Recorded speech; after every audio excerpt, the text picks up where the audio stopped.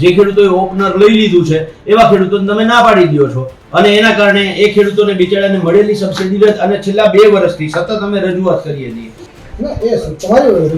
બરાબર છે. અને અમે આ જે ખરીદી છે અમે ખેડૂતોને સામેથી ફોન કરીએ છીએ કે તમને પૈસા આવ્યા કે નથી આવ્યા, તમારી પાસે સ્ટ્રક્ચર શું કામ નથી? કે આવી રીતે પૂરી એકવાર વાત તો સાંભળી લો, કમસે કમ વચ્ચે તમે ઇન્ટરપ્ટ કરો છો, અમે ઇન્ટરપ્ટ કરીએ તો હાલે. કઈ વાત નહીં, બોલો. બીજી વાત, જો ખેડૂતો આ જ રીતે અમારી પાસેથી જે પૈસા અમારે સરકારને કોઈ ચૂકવવાના હોય અને લેટ થાય કોઈ કારણોસર તો અમને દંડ આવે છે, દંડની રકમ ભરવી પડે છે. સોરી સાહેબ, સાંભળો બોલો. એ ચર્ચા હું તમને તમારો જે રજૂઆત લઈને આવ્યા છે ને એ વાત કરું. હા, એ જ વાત. આપણે બીજી ચર્ચા ના બોલો, પૂરી સાંભળીએ. તમારી જે રજૂઆત છે, રાજ્યમાં લોકશાહીની બદલે હવે અધિકારી રાજ આવી ગયું હોય ને એવું લાગી રહ્યું છે. પહેલાં તો સત્તાપક્ષના નેતાઓએ અવારનવાર મુખ્યમંત્રીને પત્રો લખીને તેમજ આડકતરી રીતે રજૂઆત કરી છે કે અધિકારીઓ તેમનું સાંભળતા નથી એટલે તેઓ જનતાના કામ નથી કરી શકતા. એવામાં પ્રશ્ન થતો હતો કે જો અધિકારીઓ સત્તાપક્ષના નેતાઓનું જ ના સાંભળતા હોય તો વિપક્ષનું તો શું સાંભળતા હશે? અને આ જે પ્રશ્ન હતો એ સાચોય પડ્યો, કારણ કે આવો જ એક કિસ્સો હાલ સામે આવ્યો છે. કોંગ્રેસના ખેડૂત નેતા કહેવાતા પાલ આંબલિયા અધિકારી પાસે ખેડૂતના ટેકાના ભાવના જે પૈસા હોય છે એ નથી ચૂકવાતા એને લઈને રજૂઆત કરવા જાય છે. ત્યારે પહેલાં તો અધિકારીઓ સાંભળ્યું ના સાંભળ્યું કરી દે છે.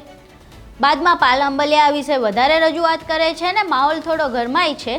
માહોલ ગરમાતા અધિકારી ઊભા થઈને નીકળી જાય છે, જાણે ખેડૂતોની એમને કાંઈ પડી જ ના હોય.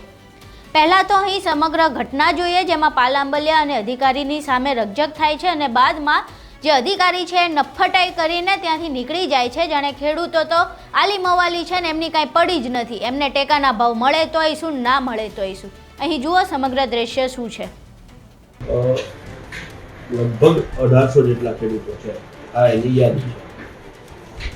મને આની સમગ્ર સોફ્ટ કોપી જો મળે જિલ્લા કચેરી લગભગ અમારા વાળા મુજબ 4000 જેટલા ખેડૂતો બાકી છે. આપણે બહુ ટૂંકા ગાળામાં 33 લાખ અરજીઓ પ્રોસેસ કરી, બધાને ખેડૂતોને આધાર બિલ આપણે પેમેન્ટ કર્યા છે.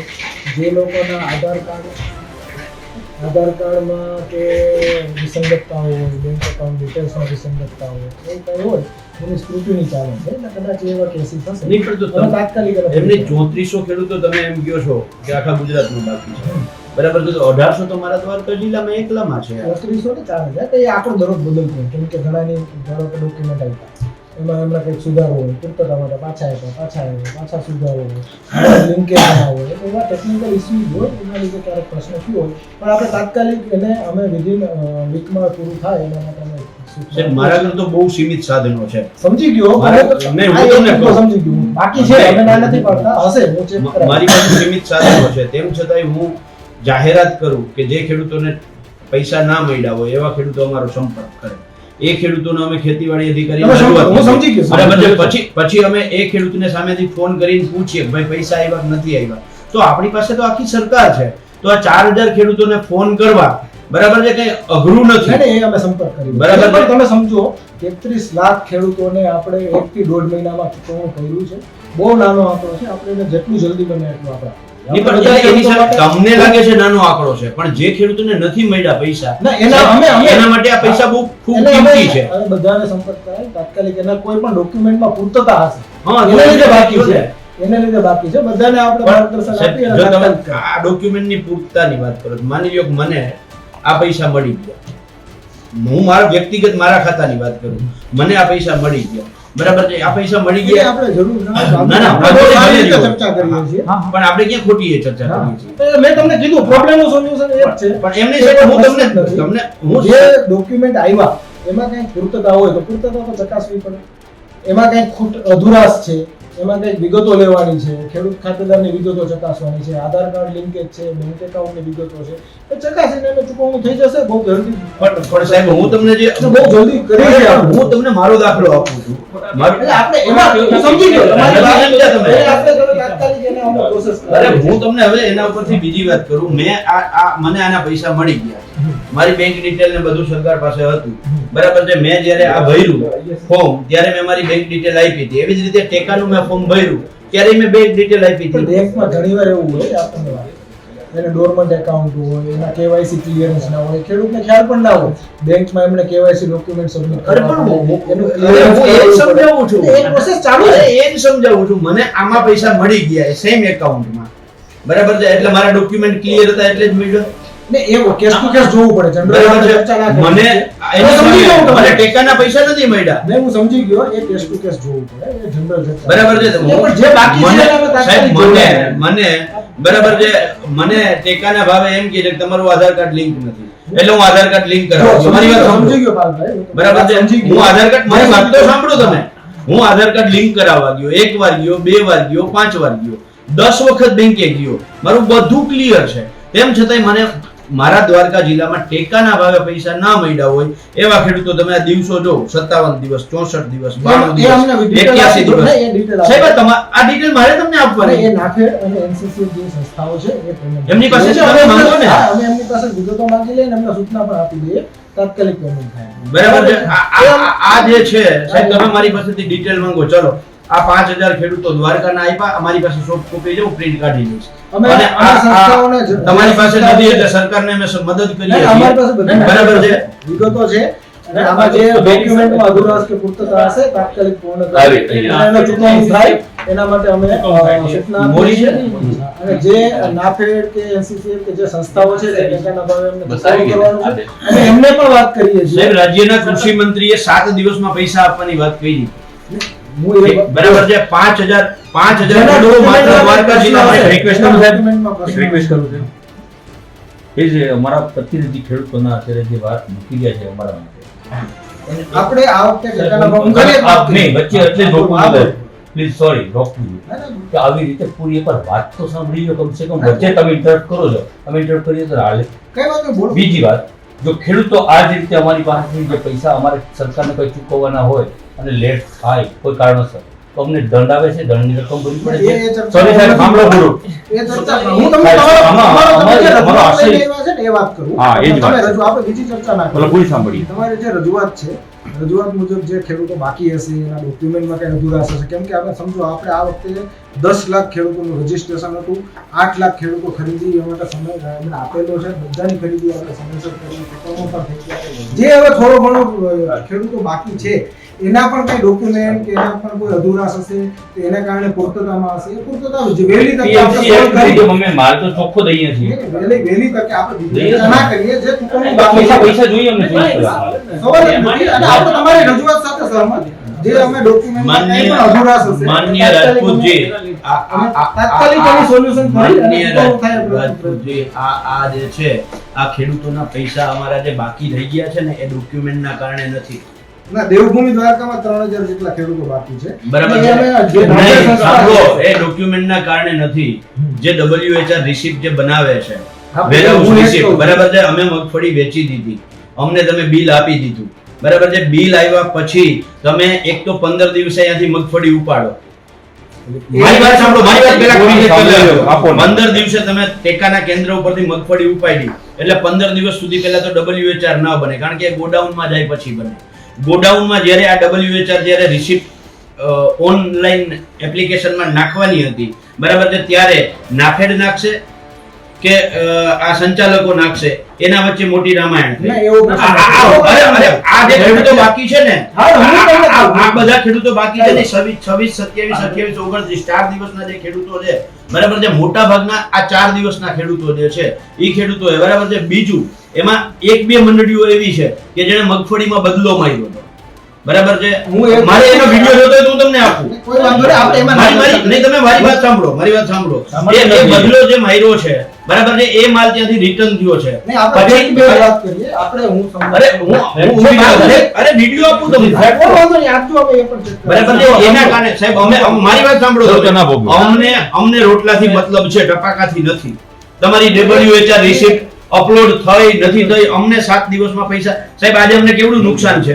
માની લો, મારી વાત સાંભળો, સમજી ગયો. કૃષિ મંત્રીએ 7 દિવસનું ના કહ્યું હોત તો આજે મગફળીનો ભાવ 100 રૂપિયા છે. હું તમને એ જ કહું, અમારી ચર્ચા હું તમને ચર્ચા આપણે મુદ્દા ઉપર જ કરું. જે આ મુદ્દો છે, સાહેબ. હા, એ બાકી છે એની. જે બાકી છે WHR ને receipt નું કીધું.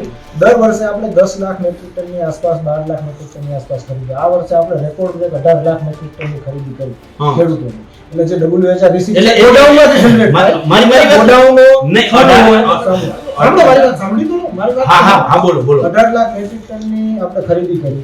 હવે આટલો મોટો જથ્થો એને ટ્રાન્સપોર્ટેશન કરવું, ગોડાઉન સુધી પહોંચાડવું, એના માટે પણ એ લોકો જે નાફેડ સંસ્થા છે અથવા ગોડાઉન છે, એજન્સીઝ છે, NCCF છે, બધી સંસ્થાઓએ પુષ્કળ દિવસ રાત એ લોકોએ પ્રયત્ન કર્યા, મહેનત કરીને બધું કર્યું જ છે સમયસર. એમ છતાં પણ ક્યાંક ડિલે થયું હશે. અમે એમને આજ બોલાવી લઈએ છીએ, સમીક્ષા કરી લઈએ છીએ, ડિટેલ અમે જિલ્લામાં સાથે ચેક કરી પૂરું સાંભળજો. તાત્કાલિક પેમેન્ટ થાય એના માટે સૂચના આપીએ છીએ. પૂરી વાત સાંભળજો સાહેબ. અમે ખેડૂત છીએ, વરસાદ આવવાનો હોય, બરાબર છે, અગાઉથી હું સહમત તમારી વાત વચ્ચે સહમત નથી બોલ્યો. બાપુમાં સાહેબ. વચ્ચે સહમત જ છું. સાહેબ, વાત મારી સાંભળો. બરાબર છે, અમે ખેડૂતો પહેલા ખાતર પોતર બરાબર છે મે જૂન મહિનામાં કરી લઈએ. અમને ખબર છે કે મારું 12 વીઘાનું ખેતર છે તો મારે એમાં આટલી તૈયારીઓ કરવાની છે. બરાબર છે, અમે અભણ ખેડૂત છીએ તોય કરી લઈએ છીએ. તમે સરકાર છો, બરાબર છે, તમારા જેવા બાહોશ અધિકારીઓને અમે ખેડૂતો પગાર આપીએ છીએ. બરાબર છે, અને એ તમારું કામ એ છે કે કેટલા ખેડૂતોનું રજીસ્ટ્રેશન થયું, એની સામે કેટલી મગફળી આપણે ખરીદવાની છે, એનું આયોજન શું કામ પહેલા ના થયું, એમાં તમારે જે આયોજન કરવાનું છે એ આયોજન તમે નથી કરી શક્યા અને એના કારણે અમે શું કામ ભોગ બનીએ. જે મગફળી મેં 1451 રૂપિયામાં આપી એ જ મગફળીનો આજે 1600 રૂપિયા ભાવ છે. મેં ત્યારે 1451માં એટલા માટે આપી કે મારે રૂપિયાની જરૂરિયાત હતી. મારે ઉધાર જે દવા ખાતર બિયારણ વાળાને ચૂકવવાના હતા, મારા દીકરીની ફી ભરવાની હતી. આજે એ મગફળીમાં મારી 1600 રૂપિયામાં ઘરે આવીને લઈ જાય છે. મેં ત્યારે 10,000 નો ખર્ચો કર્યો હતો કે ટેકાના કેન્દ્ર સુધી જવા માટે. અને એ પછી અમને 92 દિવસે જો પૈસા ન મળતા હોય, માનનીય ખેતી નિયામક શ્રી, ના, એ તમારી રજૂઆત બરાબર છે, અને અમે આ જે ખરીદી છે અમને ખેડૂતોને સામેથી ફોન કરીએ છીએ નહીં, કે તમને પૈસા આવ્યા કે નથી આવ્યા, તો તમારી પાસે સ્ટ્રક્ચર શું કામ નથી? નહીં, સ્ટ્રક્ચર છે, બધી જ વ્યવસ્થા. તો એક વાર ખેડૂતને ફોન કર્યો. 18 લાખ મેટ્રિક ટનની ખરીદી કરી, રેકોર્ડ બ્રેક સમયમાં કરી, બહુ ટૂંકા સમયગાળામાં કરી. આ બધી જ વ્યવસ્થા એમાં ઉપકાર કર્યો. અને એવું ઘણો એવું difference હતો ને આપણે કરી છે અને જે બાકી છે એ તાત્કાલિક પેમેન્ટ થાય. જે પણ કંઈ કોઈ ખેડૂતો બાકી છે તો અમે બાકી છે એની જ વાત લઈને આવ્યા છીએ ને. તાત્કાલિક થાય એના માટે અમે બધાને કેટલા દિવસમાં અમને પૈસા એ મળી જશે? એજન્સીઓને અમે બંને બોલાવી અને એને રિવ્યુ કરીને સૂચના આપી. એ ડોક્યુમેન્ટ ઘણી બધી બાબતો આધાર રાખતી હોય. જેમ કે કોઈ એક ખેડૂતોને બાબત માલ- નથી. એના કોઈ વ્યક્તિગત ડોક્યુમેન્ટની બાબત છે, પૂર્તતાની બાબત છે, કેસ ટુ કેસ જોવું પડે. પણ જેટલું પણ તો બને એ એજન્સીઓ ખેડૂતોને ફોન કરીને જાણ કરશે કે તમારું આ ડોક્યુમેન્ટ છે. હા, હા, કરશે. અમે આ ડોક્યુમેન્ટના કારણે આ- આપણે ખેડૂતલક્ષી ખેડૂતો માટે અને દરેક બધાને સૂચના આપી જ છે અને એ લોકો એ રીતે કામ કરશે અને જેટલું બને એટલું જલ્દી આપણે એને કરીએ. સાહેબ, બીજો એક મુદ્દો. એક મારે હવે meeting નહીં, ખાલી એટલે હવે તમારી મુદ્દા ના, રજૂઆત સમજી. એક મિનિટ સાહેબ, બીજું તો તમે બહુ ખાસ અત્યારે એક તો તમે એડવાન્સમાં મને વાત ખબર કરી હોત તો છે, હું મને તમને ખબર છે proper તમારું ઉતાવળ છે, પણ દ્વારકા જિલ્લાના ખેતી નિયામક જે અમારા ખેતીવાડી અધિકારી છે, બરાબર છે, એ સબસિડાઇઝ કોઈ પણ જે સાધનો ખરીદે, એ સબસિડાઇઝ સાધનોની અંદર 1 લાખ કરતા વધારે કિંમતનું કોઈ સાધન હોય તો એમાં એમ કહે છે કે અલગથી તમે પ્લેટ લગાવી છે એટલે તમને આખા ગુજરાતમાં ચાલે છે. માત્ર દ્વારકા જિલ્લાના ખેતીવાડી અધિકારી જ આવો આગ્રહ રાખે છે અને એના કારણે સબસિડી જે ખેડૂતોની મંજૂર થઈ છે, જે ખેડૂતોએ ટ્રેક્ટર લઈ લીધું છે, જે ખેડૂતોએ ઓપનર લઈ લીધું છે, એવા ખેડૂતોને તમે ના પાડી દો છો અને એના કારણે એ ખેડૂતોને બિચારાને મળેલી સબસિડી રદ. અને છેલ્લા 2 વર્ષથી સતત અમે રજૂઆત કરીએ છીએ. તો રાજ્ય સરકાર બધા જ જિલ્લાઓમાં ચલાવે છે, તો દ્વારકા જિલ્લાના ખેતીવાડી અધિકારીને કેમ તકલીફ છે? વિગતવાર અહેવાલ મેળવી. બરાબર છે. અને છેલ્લી વાત અમારા રતનસિંહ કરશે. સાહેબ, એમાં એમ પેનલમાં જેટલી કંપનીઓ છે એના ટેસ્ટિંગ રિપોર્ટ હંગરવામાં આવે છે, જાહેર કરવામાં નથી આવતા. અને ટેસ્ટિંગ રિપોર્ટમાં તમને ના, એ તો online available. ના સાહેબ નથી Online available. નથી તો- અરે મેં આટલી એવું કરી તૂટી ગયો હોય અને તમને નામ જો કહું સર, એ વિશાલ પ્રશ્ન વિશાલ છે. આ પ્રશ્ન પ્રશ્ન સાહેબ, છે. 25% ખેડૂતોનો પ્રશ્ન છે. 25% માઇકા કૌભાંડ છે, 25% વજનનું કૌભાંડ છે સાહેબ. હું આ બોલતો નથી, તો આ અરે સાહેબ, એમ નહીં. આ એમને એમાં કોણ ક્યાં હપ્તા ખાય છે એવું કહે છે. અરે હપ્તા કોણ થાય એ હું કહું. ઓનલાઈન સિસ્ટમ આખી ટ્રાન્સફર અરે સાહેબ, એવું બને. આપવાની જવાબદારી નહીં, નથી. પછી એ પછી.